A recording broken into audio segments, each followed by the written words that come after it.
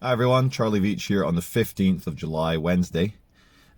Just want to do a little discussion about the video yesterday, the demon hunting in Manchester, and the assaults, and the guy who helped me, and also just discuss just something philosophical in a bit more detail about our society and what I've noticed. Again, it's not even me putting theories together, it's what I've noticed out of practice in the real world, empirical data from having this happen to me many a time. If I go back about 10 years, I think the first time I noticed this was in Cambridge. There was a EDL protest, or BNP, I forget, and that's English Defence League, British National Party. You know, it's they're not the nicest of people a lot of the time, you know, politics aside, they're unpleasant. And I was there doing my thing, you know, the megaphone, and I bent over to tie my shoelaces, and this thuggish guy, he just kicked me really hard in full view of the police, and I just got knocked over, megaphone goes flying again, and the police, who had been there, I guess, gratingly dealing with me megaphoning, they did not arrest him. They did not stop him. He just kind of melted back into the crowd, and I made a big stink of it. I made a big deal. I said, look, there he is. You all saw that. I'm like, well, you know, protest, and, you know, you got to do, you know, measured and discretion and so forth. It's like, oh my God. Now, a few years ago in Manchester as well, one of my videos that, again, it got banned by YouTube in the UK. And this is crazy. It was called Angry Fake Cop Attacks Me on a Public Street. And it was the most literal title of a video. It was an angry man pretending to be a cop attacking me on a public highway in the centre of Manchester. Many of you have seen this. If you're outside the United Kingdom, say in Germany or Australia or America, which is like top regions, Ireland, you can probably see it. If you use a VPN and go on my channel and type in Angry Fake Cop, you can probably see it.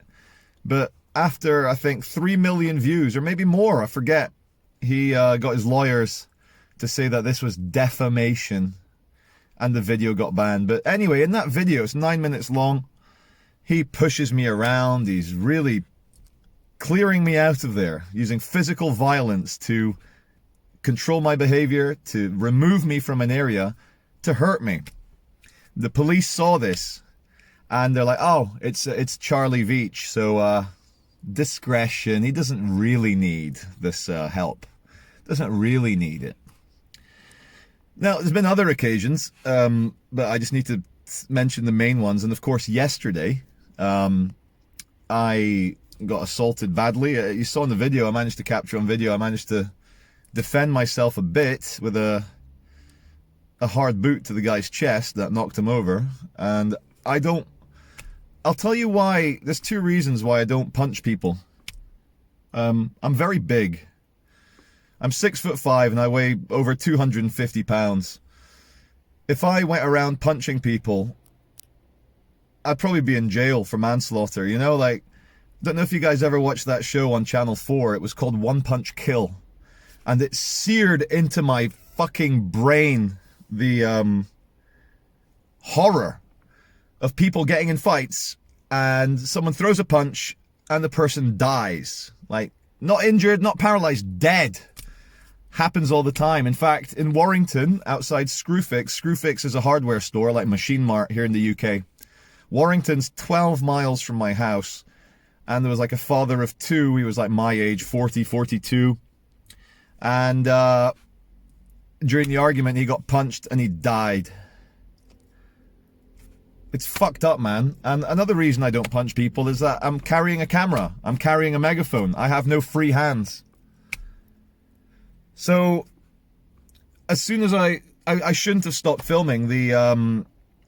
The guy in black that I said at the end of the video, because he was really baiting for violence. And, you know, when you're there and you've been bullied and you've got the hyenas laughing at you and someone just squirted you with chocolate milk all over your face and they're all laughing at you because you're different, because you don't have the same accent, because you're not from here. You know, this country's very strange. Like, if I were, say, British Pakistani, British Indian, Indian, African, other national people, oh yeah, this is a society-approved stranger. But when you're some, like, kind of weird hybrid Brazilian, Canadian accented, transatlantic weirdo like I am, you know, people don't stand up for you. But someone did yesterday. His name's Kieran. He stood up for me. Now let me just pause this for a sec. So, yeah, the one of the nasty jackals in the audience that was egging on the man with the dog to attack me again, you know, and it was very nasty. And I shouted at him because he was young. I'd guess he was 17. If I'm honest, I think he's 17 years old, maybe 18. And I said to him, I said, look, go through puberty and come back to me. And what you gotta, I don't know. But here's the thing, as soon as I just put the camera down because I wanted to speak to the one guy that stood up for me. And as soon as I put the camera away, he'd waited for me to put the camera away. And he came up to me and spat right in my face. Like, you know, real fucking eyeball, mouth, nostril spit. And what am I going to do? Am I going to knock out and potentially kill a 17-year-old? Or am I going to do what a taxpayer does and do the right thing? So I did the right thing. Now, here's the thing. The police community support officers that attended were fantastic. They knew me. Two of them did. I recognized two of the gentlemen. And they are very familiar with my thing. I'm not going to call it work. I'm not going to just, you know, it's my thing. You know, I go out there and I do that absurdity thing. And I gave the footage, I gave the images, I gave the close-ups, I explained everything. There were witnesses that came into the Arndale and explained to them, yep, this is exactly as Mr. Veach has described it. Now, because I had to go, they were like, look, there's city centre Manchester. One of the PCSOs, bless him, he'd had very violent threats against him. He was breaking up a fight and people turned on him. Now, he's a uniformed officer of the law. And this just shows you, and as I was driving home, I don't know what happened at Salford Crescent train station. 5 police vans, police line do not cross, forensics people. I'd say there was a stabbing or a violent assault. And things are getting extremely crazy out there. So the guy said, look, Charlie, I know you have to go. You've been spat in your face. They've assaulted you. They smashed your megaphone. Blah, blah, blah. I did everything by the book officially. And they said, look, a police officer, because they were police community support officers. They said a police officer, an actual police officer, is going to phone you tonight. And they're going to take a statement. They're going to go through it all. You're going to send all the evidence to the email address that he or she provides. And here we are, 24 hours later. No one's phoned. No one cares. I tagged the Greater Manchester Police Twitter with what happened, and no one cares. And maybe they're very busy. But you know, like anything, like there's an exponential decay of interest, of seriousness. So the next hour would have been good. The next 3 hours would have been ideal. That same night would have been correct. But now it's been 24 hours. No one's going to call because I'm sure they've reviewed the footage and it's that whole discretion thing again, you know. Fuck Charlie. He brings it on himself. And this is the point of this video, is how far gone are we as a society here in the United Kingdom that people, eccentric people like myself, different people like myself, can do something that is legal, is acceptable, is funny. I think it's funny. It's not hurting anyone. And when I get crimes committed against me, violent crimes committed against me, the system locks down and I get no policing assistance. I am not even treated as a victim. There's a police van going down there, I'm sure, to something a lot more important than me getting potential COVID-19 by some thug spitting in my eyeballs and in my mouth. It's all so tiresome, but I'm not losing hope. You know, I'm not going to stop doing what I'm doing. Now, to discuss it in a bit more detail, you know, like, and it's on the video, and I saw red, you know, I'm a human being, forgive me. You know, I got bullied at school for being different. I'm still different. And when someone assaults you, he tried to pull my camera out of my hand. I was being light-hearted, obviously very jovial, whereas every single person that walks past in Manchester ignores and disapproves and does not include homeless people. Very often when Danny and I would go out in London or anything, homeless people would invariably, unfortunately, because they are also, let's call them neurodiverse, they're also mentally different, they end up getting involved.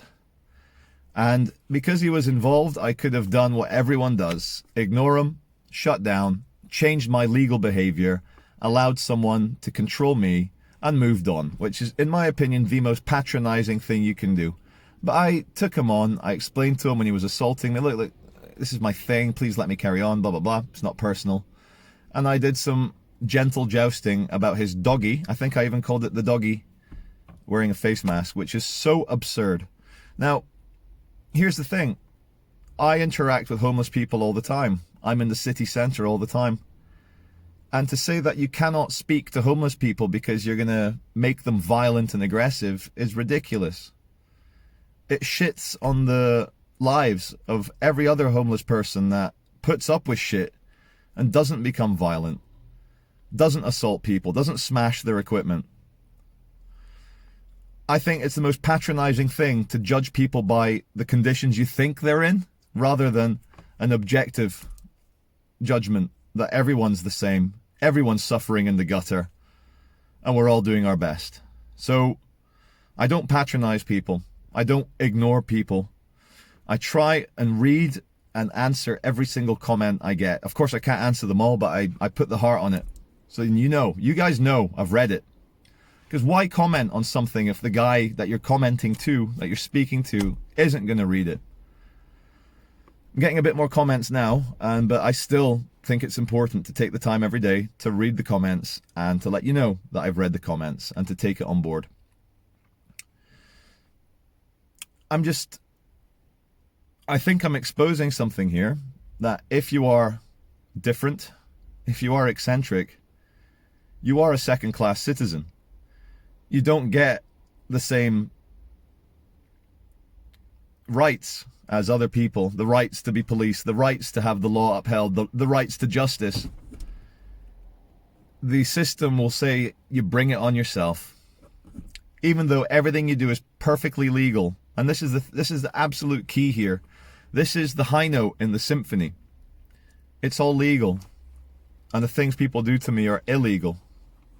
Yeah, I don't get any assistance.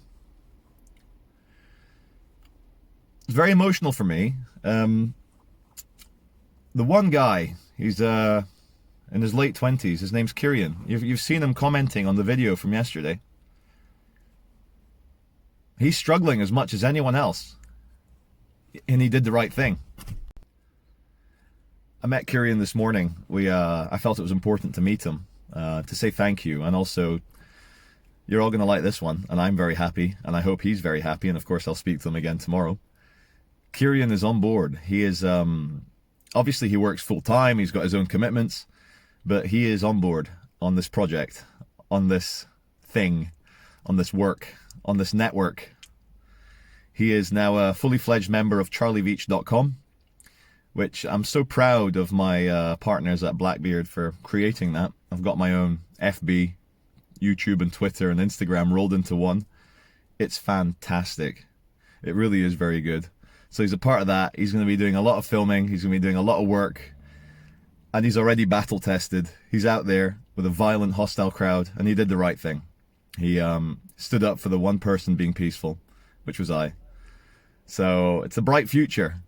Now, I'm going to do a separate video to this one about the website, but do join. Come along and have a look, charlieveach.com.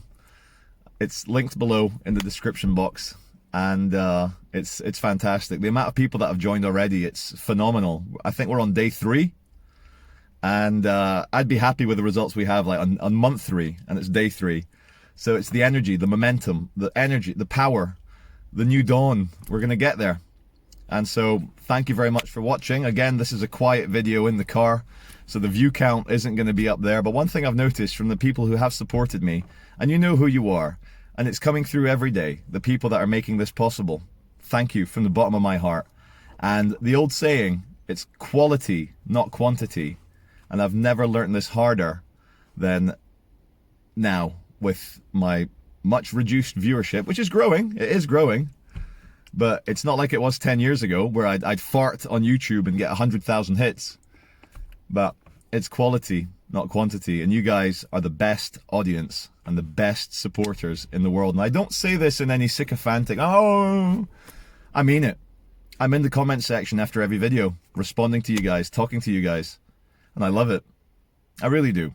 So onwards and upwards. I just want a little explanation. I want to end on a positive note, but it is sad. If you're different, if you're eccentric, if you're neurodiverse, if you're a bit, you know, you don't get treated the same. So thanks very much. And I'll see you in the next video, which won't be long from now.